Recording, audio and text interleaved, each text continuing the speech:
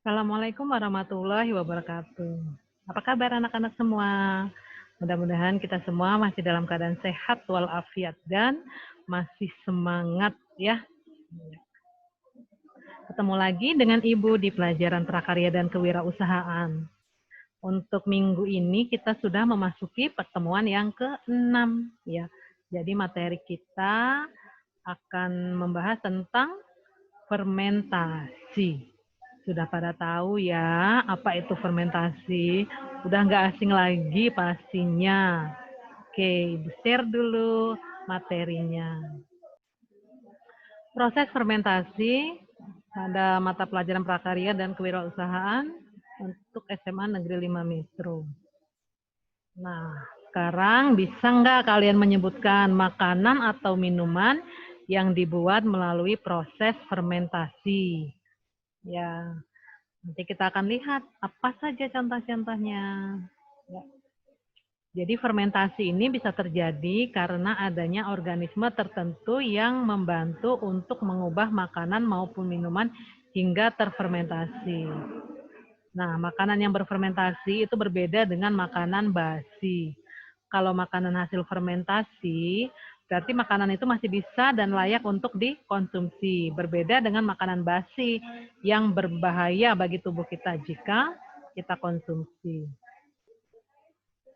Nah, fermentasi itu adalah proses produksi energi dalam sel dengan menggunakan keadaan yang disebut dengan keadaan anaerob. Ya, anaerob ini dapat diartikan sebagai tanpa udara atau tanpa adanya oksigen. Nah, saat fermentasi berlangsung, itu terjadi proses berubahnya karbohidrat. Misalnya pati, gula, itu akan menjadi alkohol, asam, atau gas. Agar fermentasi dapat berlangsung, diperlukan adanya mikroorganisme yang akan membantu memecah glukosa menjadi alkohol atau asam. Nah, salah satu mikroorganisme yang penting dalam proses fermentasi adalah ragi. Jadi sering kita sebut sebagai ragi. Ya. Terdapat 3 macam fermentasi, yaitu fermentasi alkohol, fermentasi asam laktat, dan fermentasi asam cuka.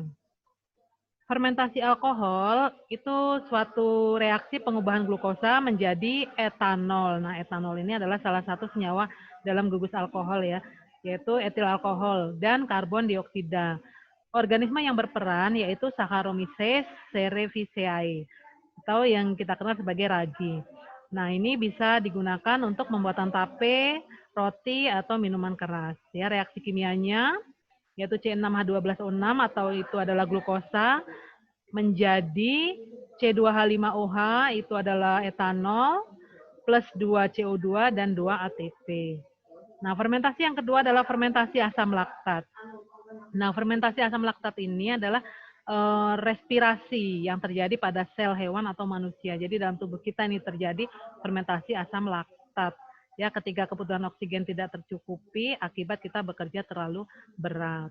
Nah, yang ketiga adalah fermentasi asam cuka. Ini merupakan suatu contoh fermentasi yang berlangsung dalam keadaan aerob. Jadi kalau tadi anaerob tanpa ada oksigen, kalau aerob berarti dibantu dengan oksigen. Nah, fermentasi ini dilakukan oleh bakteri asam cuka, yaitu Acetobacter aceti, dengan substratnya adalah etanol. Nah, kita akan lihat fermentasi dalam produk makanan. Di Indonesia, proses fermentasi sering dijumpai dalam pembuatan tempe dan tape. Ya, jadi proses fermentasi ini pada makanan sering dilakukan dalam proses pembuatan tape, tempe, dan yogurt. Ya, tempe adalah makanan yang dibuat dari fermentasi terhadap biji kedelai atau beberapa bahan lain yang menggunakan beberapa jenis kapang rhizopus seperti Rhizopus oligosporus. Nah, sediaan fermentasi ini secara umum dikenal sebagai ragi tempe. Warnanya putih ya. Yang warna putih pada tempe itu disebabkan adanya miselia jamur yang tumbuh pada permukaan biji kedelai. Tekstur kompak juga disebabkan oleh miselia jamur yang menghubungkan biji-biji kedelai tersebut. Banyak sekali jamur yang aktif selama fermentasi ini, tapi umumnya para peneliti menganggap bahwa Rhizopus sp merupakan jamur yang paling dominan.